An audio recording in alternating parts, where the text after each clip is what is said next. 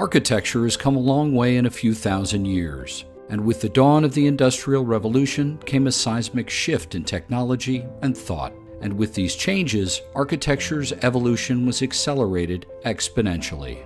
But in some ways, things are still the same. Buildings are man-made structures. Many stand as markers, however, most buildings provide much more. They're made of a wide variety of parts from a multitude of materials. But that stuff, to a large extent, is still of the same fabric from which it came, only more evolved.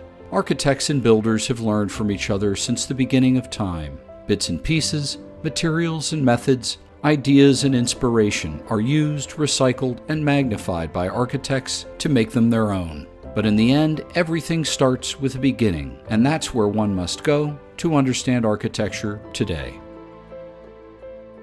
The Earth moves, whether it's because of temperature or seismic conditions, and for that reason, buildings need foundations. As buildings evolved, so do the platforms that allowed them to stay standing. And as the builder found ways below ground to make structures more permanent, they found ways above to create meaningful shapes that fit their needs. Building plans follow patterns. Early buildings are square, rectangular, or circular for a reason. The shapes are easy to build, the forms are functional, and the means and methods just work. In time, curiosity and wonder meant spiritual expression. Population, need, and power eventually meant government. And with wealth grew leisure. And with all these facets of life, evolved our early architectural templates, some of which still serve as patterns and blueprints for architecture today.